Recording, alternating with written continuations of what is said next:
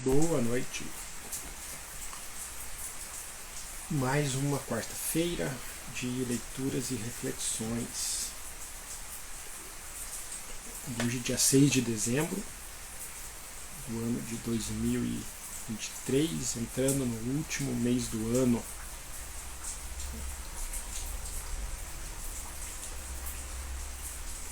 Estamos com chuva aqui hoje. Chuva, raios, trovões.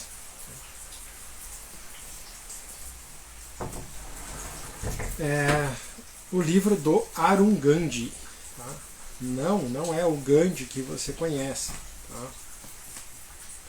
O Gandhi que você conhece é o Gandhi. Tá?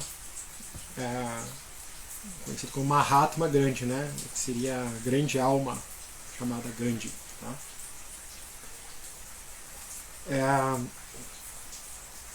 O livro é de Arun Gandhi. Arun Gandhi é o neto do Gandhi que a gente conhece por aí, né, como o Gandhi. E o livro se chama A Virtude da Raiva, que é um livro que eu conheci, acredito que esse ano, né, que eu dei uma lida nesse livro. Tá?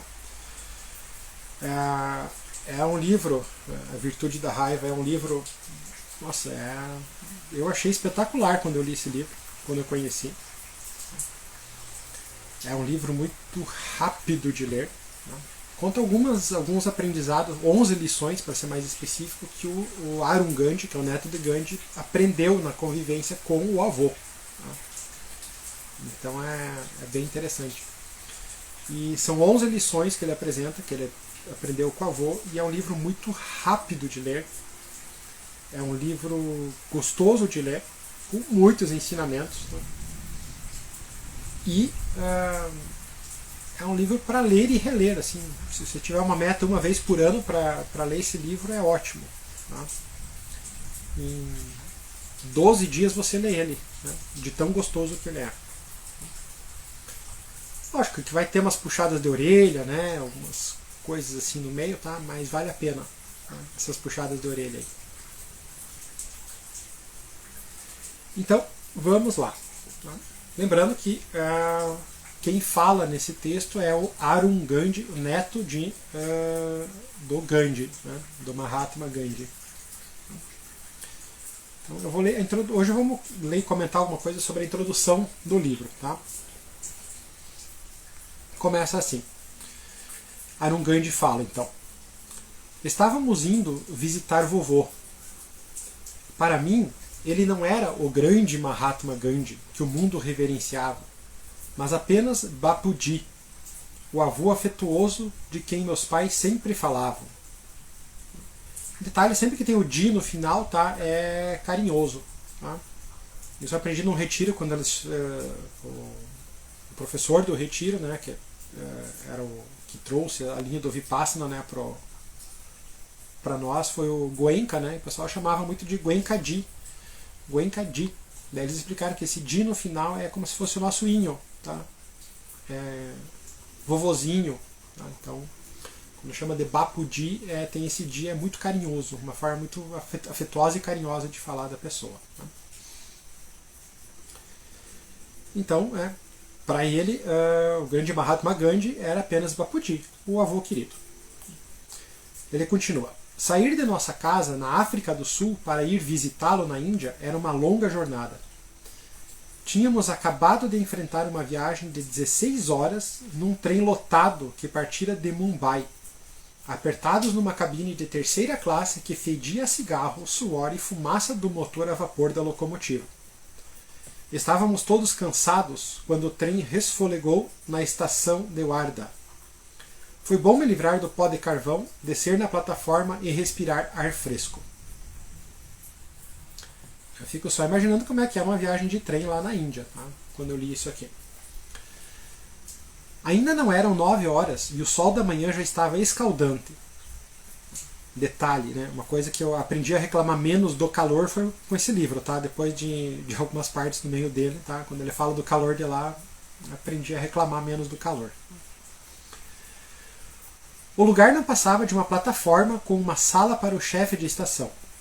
Mas meu pai encontrou um carregador vestido com uma camisa vermelha comprida e uma espécie de tanga para nos ajudar com a bagagem e nos levar até onde ficavam as charretes, conhecidas como tongas, na Índia.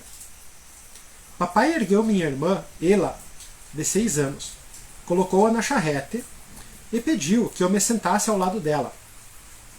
Ele e mamãe iriam caminhando atrás da charrete. Eu vou andando também, falou. É muito longe, uns 13 quilômetros, explicou papai. Isso não é problema para mim, insisti. Eu tinha 12 anos e queria mostrar que era durão. Não demorou para eu me arrepender dessa decisão. O sol estava cada vez mais quente e a estrada só era pavimentada por 1,5 km. Quantos quilômetros eram? Eram 13 quilômetros, tá? Caminhando. Um sol escaldante, uma criança de 12 anos, você acha durona, eu vou caminhar. Tá? Pavimentada só 1,5 km. Então, estrada de chão. Provavelmente os calçados não eram dos melhores, então você calcule aí como é que foi a caminhada dele. Logo eu estava cansado, molhado de suor, coberto de poeira e fuligem, mas sabia que não podia subir na charrete. Lá em casa tínhamos uma regra: se você dissesse algo, tinha que cumprir. Não importava se o meu ego era mais forte do que as minhas pernas, eu tinha que continuar andando. Finalmente, nos aproximamos do ashram de Bapuji, que se chamava Sevagram. Depois de viajar por tanto tempo, chegamos a um ponto remoto na área mais pobre do pobre interior da Índia. Eu tinha ouvido tanto sobre a beleza e o amor que vovô trouxera ao mundo que esperava encontrar uma profusão de flores e cascatas. Em vez disso, o lugar era plano, árido, poeirento e sem atrativos, com alguns casebres de barro ao redor de um espaço aberto comum. Será que eu tinha vindo de tão longe para encontrar esse lugar inóspito e sem graça? Achei que haveria ao menos uma festa de boas-vindas para nos receber, mas ninguém parecia se importar com a nossa chegada. Pensando que mais uma quebra, né, de expectativa, né, para o ego de Arungandi ali no caso, né, para a identidade dele. Né. Caminhar achando que dava conta e não dava conta, caminha até o fim por orgulho, né, e esperando que Gandhi era famoso, né, chega na área mais pobre, na verdade, da mais pobre da Índia, lugar sem atrativos, né, não tem festa de boas-vindas, mesmo para o neto querido. Né. Então, quando ele chega lá, ele pergunta: onde está todo mundo? Perguntei à mamãe. Fomos a um casebre simples, onde tomei banho e esfreguei o rosto. Eu já tinha encontrado Bapuji uma vez, quando tinha 5 anos, mas não me lembrava da visita. Confesso que estava um pouco nervoso com esse segundo encontro. Meus pais mandaram que nos comportássemos bem na hora de cumprimentar vovô. Meus pais mandaram que nos comportássemos bem na hora de cumprimentar vovô, porque ele era um homem importante. Então tem aquela noção, né? Nossa, meu avô é importante. Eu vou ser recebido com, né, maior, né, recepção, festas, né, maior importância por ser o neto de uma grande pessoa. Até na África do Sul eu ouvia as pessoas falando dele com reverência. Então imaginava que a mansão em que Bapuji morava, rodeado por criados, deveria estar em algum lugar do ashram. Imagina também, né, uma criança de 12 anos, né, vai encontrar alguém muito conhecido até na África do Sul, onde ele morava, né, achando que ia ter uma mansão, né, pelo menos. Em vez disso, me surpreendi ao entrar em outro casebre simples e atravessar uma varanda de piso de barro para entrar num cômodo de não mais de 12 metros quadrados. Lá estava Bapuji, de cócoras num canto, sobre um fino colchão de algodão. Depois eu descobriria que chefes de Estado o visitavam e se agachavam em colchonetes ao seu lado para conversar e se consultar com o grande Gandhi. Mas, naquele momento, Bapuji nos lançou seu lindo sorriso sem dentes e fez um gesto para que nos aproximássemos. Seguindo o exemplo de nossos pais, eu e minha irmã nos curvamos aos seus pés. na reverência tradicional indiana. Ele não queria nada disso e rapidamente nos puxou para nos dar abraços carinhosos. Quando nos beijou nas duas bochechas, ela deu um gritinho de surpresa e satisfação. Como foi a viagem? Perguntou Bapuji. Eu estava tão deslumbrado que gaguejei. Bapuji, eu vim andando da estação até aqui. Ele riu e eu vi um brilho em seu olhar. É mesmo? Estou muito orgulhoso de você, disse ele, me dando mais beijos nas bochechas. Senti na hora o seu amor incondicional. E para mim, aquilo era toda a bênção de que eu precisava. Mas muitas outras bênçãos ainda estavam por vir. Meus pais e ela ficaram apenas alguns dias no ashram antes de partirem para visitar os parentes da enorme família de minha mãe em outras partes da Índia. Mas eu fiquei morando e viajando com Bapuji durante os 2 anos seguintes. E nesse período deixei para trás a criança ingênua de 12 anos e me tornei um rapaz mais sensato de 14 anos. Nessa época aprendi com ele lições que mudaram para sempre a direção da minha vida. Então os relatos que ele conta, né, da convivência dele com Gandhi foram desse período, quando ele estava com 12 anos até 14 anos, ou seja, 2 anos de convivência com o próprio Gandhi. Bapuji tinha frequentemente uma roda de fiar por perto, e eu gosto de pensar na vida dele como um fio dourado de histórias e lições que continuam a se entrelaçar ao longo das gerações, formando um tecido mais forte para a vida de todos nós. Hoje em dia, muitas pessoas só conhecem meu avô pelos filmes ou lembram vagamente que ele começou o movimento da não-violência, que depois se disseminou pelos Estados Unidos e ajudou a promover os direitos civis. Vou dar uma pausa para tomar uma água, que minha garganta está precisando.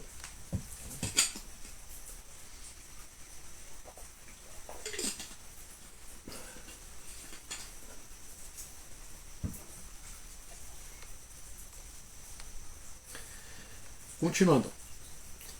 Para mim, ele foi o avô amoroso e acolhedor que buscou e fez com que viesse à tona o melhor de mim.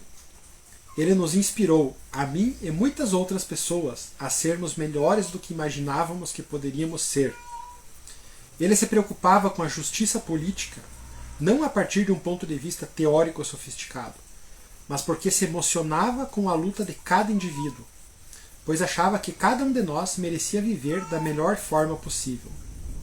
Agora, mais do que nunca, precisamos das lições de Bapuji. Meu avô ficaria triste com a intensidade da raiva no mundo de hoje, mas não se desesperaria. Essa já é uma lição importante, né, para a gente começar a pensar, né? Podemos ficar tristes e revoltados com algumas coisas, né, mas não se desesperar. Esse é um grande ensinamento, uma grande meta para que a gente tenha também, né, se construindo nas práticas diárias, né, o não desespero ao ver a situação do mundo, né, ver tantas guerras acontecendo longe, perto, guerras na própria cidade, né, na própria família às vezes tem isso aí, né, então a gente não se desespere, né, continue com os ensinamentos desses grandes mestres aqui. E coisa que eu lembrei aqui, né, como aqui falou, né, Gandhi é reconhecido, né, como talvez um dos maiores modelos de não violência, né. Quem não viu ainda o filme dele é interessante assistir, né, e esse livro conta muito da história dele também, é bem interessante. Mas tem um outro personagem que depois eu vou colocar nos stories ou numa postagem também, tá? Se a Paula estiver por aí, que eu acho que ela entrou, ela sempre anota as coisas e me passa depois, tá? Então, me passa depois. Tem um outro personagem que eu considero sensacional, relacionado à não violência, tá? Que vem da história do hip hop, tá? Quem não assistiu o filme, procure assistir o documentário Os Reis da Rua, tá? Rebel Kings, os reis da rua, tá? Então, além de Gandhi, lá tem um outro um outro personagem que é de uma história real, totalmente versado em não violência. Isso aí, obrigado, Paulo. Depois eu passo a referência lá no Instagram para vocês. Tá? Por que eu considero esses dois como grandes personagens de não violência? Tá? Um dos grandes ensinamentos do yoga é a não violência. Tá? Mas eu gosto de um sutra, né, que é um ensinamento que tem lá no yoga, que fala o seguinte: ele não fala só o que é não violência, tá? Porque isso muita gente já falou. Esse sutra fala o que você ganha, né, por estabelecer-se na não violência. Tá? E o sutra diz o seguinte, né? Na presença daquele firmemente estabelecido na não violência, cessam todas as animosidades. E é isso que a gente consegue ver no Gandhi. Na presença do Gandhi, cessam as animosidades. Tá? E sementes de paz, né, são plantadas no coração de cada um. Tá? E nessa história do hip hop também, tem um personagem lá que ele é totalmente, firmemente estabelecido na não violência. Então ele conseguiu unir gangues que estavam se matando, tá, através dessa presença não violenta dele. Tá? Então às vezes é legal ter um outro modelo, um outro exemplo, né, que não seja só o que a gente está acostumado, né, Gandhi, né, Índia, Gandhi, essas coisas, Yoga, Vedanta, hinduísmo, religiosidade, espiritualidade. Né? É legal ter um exemplo de alguém que é de um mundo totalmente diferente. Né? Nasceu na periferia, na violência, né? E conseguiu também ser versado em não violência. Tá? Só foi um parênteses que eu lembrei disso aí. Eu adoro esse documentário também e recomendo para todo mundo assistir. Tá? Meus alunos sabem que acho que cada aula quase eu falo desse documentário aí. Tá? Continuando. Tá? Toda a humanidade é uma só família, ele sempre me dizia. Ele enfrentou o ódio e muitos perigos em seu tempo, mas sua filosofia prática de não violência ajudou a libertar a Índia e serviu de modelo para o avanço dos direitos civis em todo o mundo. Agora, mais uma vez, precisamos parar de brigar uns com os outros para efetivamente encarar os verdadeiros perigos que enfrentamos. Atentados e ataques à bomba se tornaram parte da realidade cotidiana em diversos países. Vemos policiais e manifestantes pacíficos serem mortos a sangue frio. Crianças são assassinadas nas escolas e nas ruas, e as redes sociais se tornaram um fórum para o ódio e o preconceito. É um livro um pouco mais antigo, mas né, essas coisas de violência cada vez mais sempre atuais. Né? Guerras agora em tudo que é lugar, né? Continua assim. Tá? Coisa importante que a gente vai ver no livro também, que Gandhi pregar a não violência, né, não é essa deixar que tudo aconteça também com a gente. Tá? A gente vai aprender bastante durante esse mês aí sobre esse conceito aí de não violência. Tá? Como digo, a proposta é um livro por mês, né? Então a gente não vai conseguir cobrir as 11 lições, né? Mas que essas leituras e reflexões motivem vocês a conhecer mais esse livro, todas as 11 lições. Tá? E como eu digo, é um livro para ser lido e relido pelo menos aí uma vez por ano. É interessante fazer isso aí. Tá?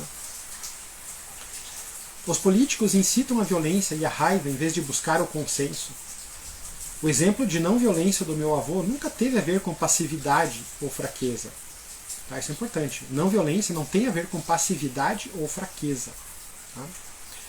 Na realidade, ele considerava a não violência uma forma de nos tornarmos mais fortes em termos morais e éticos, e mais capazes de avançar em direção a uma sociedade com mais harmonia. Quando estava promovendo as primeiras campanhas de não violência, ele pediu que o ajudassem a encontrar um nome para o novo movimento. Um de seus primos sugeriu a palavra sânscrita Sadagraha, que significa firmeza em uma boa causa. Bapuji gostou, mas decidiu modificá-la um pouco e transformá-la em Satyagraha, ou firmeza para a verdade. Posteriormente, o termo também passou a ser traduzido como força da alma. o que nos lembra que a verdadeira força vem do cultivo dos valores corretos na busca da transformação social. Essa parte entra bem, né, na sequência do que a gente viu do mês passado, uma parte, né, nós falamos sobre Sankalpa, né, que é desenvolver um firme propósito para que a gente consiga seguir no caminho correto, né? Então, qual é meu firme propósito, meu firme compromisso com a vida, qual é meu valor mais precioso? Tá? Então, nesse caso aqui do Gandhi é a não violência. Né? E quem eu exerço essa não violência com força da alma. Tá? Isso é Sankalpa. Tá? Não é só uma força de vontade, é uma força que vem lá da alma para eu exercitar isso, que nada no mundo me tire desse propósito. Uma das formas de trabalhar Sankalpas que a gente viu no mês passado é com Yoga Nidra. Então, quem não assistiu, dá uma olhada lá nas 4 aulas que a gente fez sobre isso. Tá? Em breve, mais informações sobre isso também. Neste momento, vejo que todos nós precisamos voltar ao Satyagraha, a força da alma de meu avô. Ele criou um movimento que levou a uma enorme reviravolta política e trouxe autonomia a centenas de milhares de indianos. Porém, o mais importante é que Bapuji tentou mostrar que podemos alcançar nossos objetivos por meio do amor e da verdade, e que os principais avanços acontecem quando abrimos mão da desconfiança e buscamos força na positividade e na coragem. Então, realmente, essa força da alma de Satyagraha, né, seria uma força da verdade interna que vem da alma, né, a gente precisa desenvolver cada dia mais, né? Porque esse objetivo de não violência, de amor, de verdade, precisa quase que acordar e lembrar disso todo dia, né? Porque passa aí algumas horas do dia a gente já está desconfiando de tudo, às vezes com medo, às vezes brigando, né, por umas coisas que não tem nem sentido, e esquece dessa força para a verdade da alma, essa força, esse propósito. Né? Às vezes os nossos propósitos são muito fracos ainda, porque eles não vêm justamente da alma, não foram treinados o suficiente. Tá? O de Gandhi vinha da alma, então ele tinha uma aura em volta dele de não violência, né? Como diz, a não violência ela cessa as animosidades à volta. Tá? Mas eu também tive um professor que dizia assim, a virtude que você escolher desenvolver, né, pode ser não violência, pode ser alguma outra, né, no yoga tem algumas recomendações ali, não violência, não roubo, não ganância, a contenção dos sentidos e veracidade, né, são sugestões ali do yoga para desenvolver como virtude, né. Eu tinha um professor que dizia, se você se desenvolve 100% em uma, né, as outras vêm como brinde, né, então no caso aqui o livro fala muito sobre não violência, que é uma grande virtude. Seguindo, meu avô não acreditava em rótulos e divisões entre as pessoas, e apesar de ser profundamente espiritual, se opunha à religião quando ela separava as pessoas ao invés de conectá-las. No ashram, acordávamos todos os dias às 4h30 para nos prepararmos para as orações das 5 horas. Bapuji tinha lido os textos de todas as religiões e as preces universalistas que oferecia eram tiradas de todos eles. Ele acreditava que toda religião tem um pouco de verdade e que os problemas surgem quando achamos que essa é a única verdade absoluta. Aqui tem não sei se é uma parábola que eu chamo isso ou não, tá? Mas é uma história que ela é assim, né?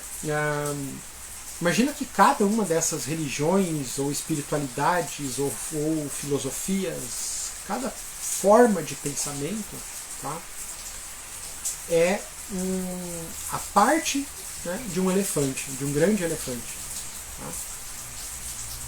Deus seria o grande elefante. Tá?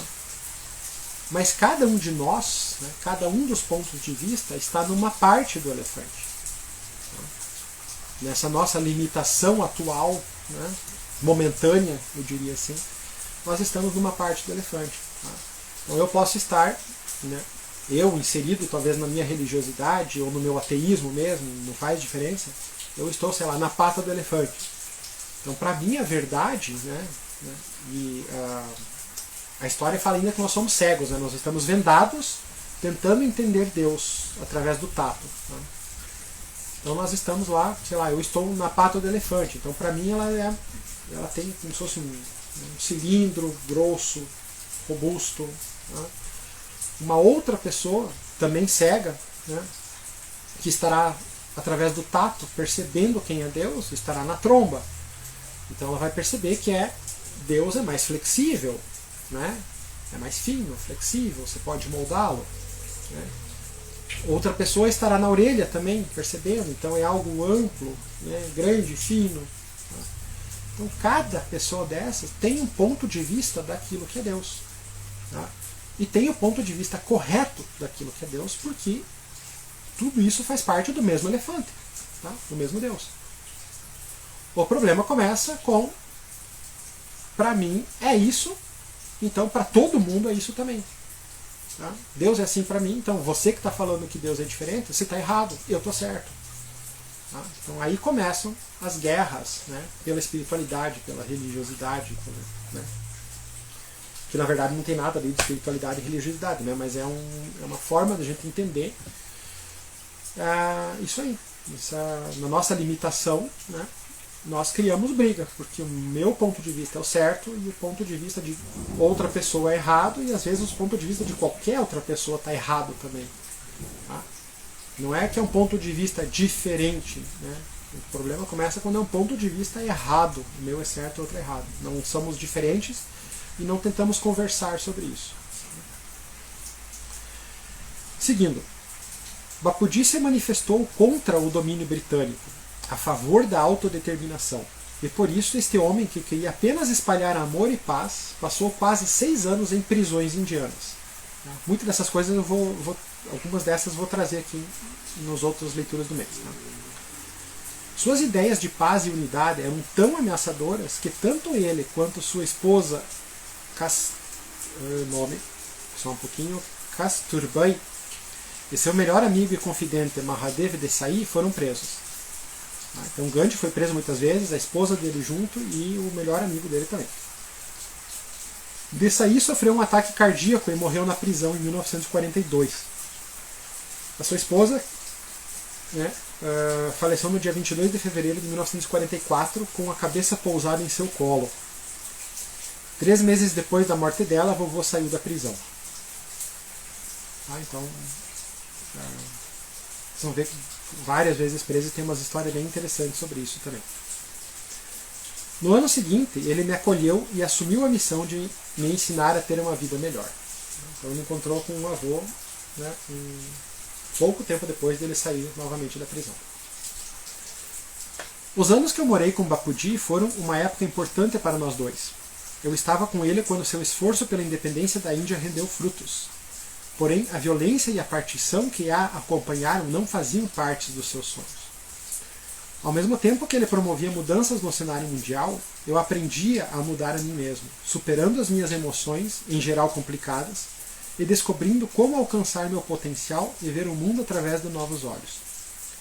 Tive a oportunidade de testemunhar o desenrolar da história, enquanto Bapudi me oferecia lições simples e práticas sobre como conquistar meus objetivos pessoais. Foi um curso intensivo de sua filosofia. Seja a mudança que você deseja ver no mundo. Essa é uma frase que ela permeia o livro todo. Tá? Seja a mudança que você deseja ver no mundo. Tá? Então a ideia é, pare de querer que outra pessoa mude, que outra pessoa faça alguma coisa. Mude você primeiro. Tá? Seja você essa pessoa que você quer ver no mundo. Tá?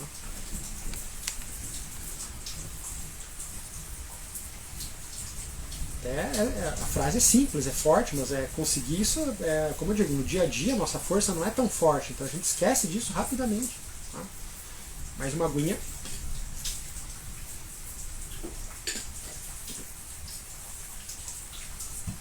Continuando aqui. Precisamos desta mudança agora, pois estamos alcançando níveis intoleráveis de violência e ódio no mundo. As pessoas estão desesperadas por mudança, mas se sentem impotentes. Nossa situação de drástico desequilíbrio econômico significa que centenas de milhões de crianças em todo o mundo não têm o que comer, enquanto aqueles que vivem na abundância se sentem no direito de desperdiçar. Recentemente, quando fascistas desfiguraram uma estátua do meu avô na praça de uma cidadezinha no norte da Índia, eles prometeram: vocês vão testemunhar um rastro de terror. Precisamos transformar nossa própria vida se quisermos pôr fim a essa loucura. Então, fala que alcançando níveis intoleráveis, né, de violência e ódio no mundo, né? Então começa pela gente. Quanto de violência nós temos ainda dentro, tá? Mesmo que seja por algumas coisas, quanto a gente reclama, quanto a gente briga de várias coisas. Essas pequenas mudanças, né, que vão se somando e alterando tudo que está à nossa volta, né? Eu lembrei de uma entrevista que eu vi também. Não vou lembrar quem agora, tá? Mas depois eu passo de novo para vocês lá no Insta. Tem uma parte que ele conta o seguinte, que ele estava andando, a pessoa lá que estava sendo entrevistada, né? E ela bateu numa moto. Tá? E o motoqueiro caiu, ele desceu para conversar com o motoqueiro e ele viu assim que tinha já umas 4 ou 5 pessoas com o celular ligado, né? Aí o motoqueiro perguntou: nossa, o que é esse, né, esse monte de gente com celular, assim.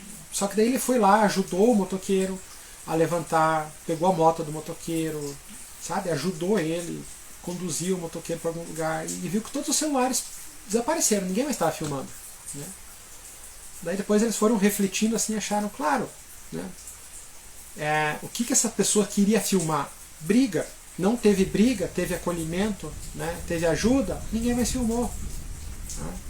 Se você for olhar, tem muita briga sendo filmada, muita discussão sendo filmada. Tá?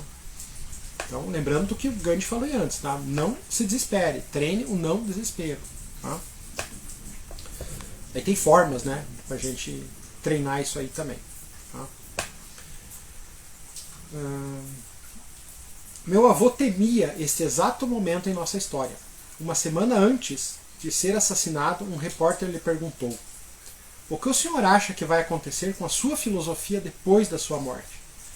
Ele respondeu com grande tristeza: as pessoas me seguirão em vida, me reverenciarão após a morte, mas não assumirão a minha causa. Precisamos tomar a causa dele como nossa. Sua sabedoria cotidiana pode nos ajudar a solucionar os problemas que enfrentamos ainda hoje. Nunca precisamos tanto de meu avô. Então isso a gente faz muito também, tá? Se a gente for ver, né? Nossa, Gandhi, que legal, né? Não violência, que bacana, que vida bacana, que história bacana, mas quanto eu estou assumindo dessa não violência? Tá? Lógico que às vezes a gente vai buscar lá longe, né? Nossa, lá na Índia buscar um exemplo de não violência, né? Que não é comum pra gente, né, crescer no hinduísmo e coisas assim, né? Mas todos nós crescemos, por exemplo, a maioria de nós, pelo menos aqui no Brasil, crescemos dentro do catolicismo, né? Pelo menos algumas instruções nós tivemos, né? Mas quantos assumem a causa também, que é do amor, né? Da virtude do amor, virtude da não violência. Nós temos esses modelos também próximos, né? Mas o que falta, né? Mas não foi ensinado. Depois de grande, procure conhecer sobre isso e assuma a causa. Tá? Não quer a não violência porque é difícil? Assuma uma outra virtude. Tá? Eu gosto, pessoalmente, de pensar, né? Qual a sua virtude mais forte, tá? Aquela virtude que você vai desenvolver para a sua vida. Tá? Isso eu gosto de falar, né? Mas não é original meu, tá? Foi de um seminário, de um workshop que eu participei, tá? Com um professor que se chamava Harinam. Tá? Na época era um workshop do Kundalini Yoga. E ele fez algumas práticas e especificamente colocou assim: qual é a sua virtude? Com aquela que você se compromete fortemente, que você não abre mão, né? No caso aqui que a gente está lendo, qual a virtude que vai virar a força da sua alma para frente? Qual que você está desenvolvendo? tá? Aquela que você acorda de manhã, que você pensa durante o dia, que você vai dormir com ela de noite. Tá? Se você tem alguma, já é bom, porque daí só falta exercitá-la. Né? E as outras vêm com o tempo e junto. Tá? A não violência vai vir de uma outra virtude que você tiver. Tá? A não violência de Gandhi, o amor de Cristo, a compaixão de Buda, né? Todos esses grandes mestres aí vão estar juntos. Tá? Conhecidos e desconhecidos. A virtude vem, basta escolher uma e desenvolvê-la com a força da alma. Continuando, Bapuji usou verdades transcendentais e orientações práticas para mudar o rumo da história. Agora está na hora de fazermos o mesmo. As lições que aprendi com ele transformaram a minha vida. Espero que ajudem você a encontrar mais paz e significado na sua. Essa foi a introdução do livro que eu queria trazer para vocês hoje. Tá? Está sendo ótimo reler esse livro, porque eu acho ele simplesmente sensacional. Um dos livros mais simples de ler que eu encontrei, mais gostosos de ler que eu encontrei, um dos que tem mais ensinamentos que puxam a orelha da gente, tá? Que dão um choque de realidade na gente pra gente, né, tomar algumas atitudes. Tá? Então eu deixo com vocês para essa semana qual a sua virtude. Tá? Qual a virtude que você vai escolher para desenvolver até que ela ganhe força da alma e passe a vibrar para tudo que é lugar. Tá? Qual a sua virtude principal, primordial. Tá? Certo? Espero que tenham gostado desse primeiro contato com o livro. Tá? Sei que algumas pessoas que estão aí acredito que já leram o livro também. Tá? É um livro muito gostoso. Tá? Próxima quarta continuamos com mais algum capítulo, mais alguma lição. Tá? E é isso. Que vocês tenham uma ótima noite. A chuva colaborou, raios colaboraram, não caiu nada por aqui. Tá? Então é isso. Tenham uma boa noite e continuamos na próxima quarta.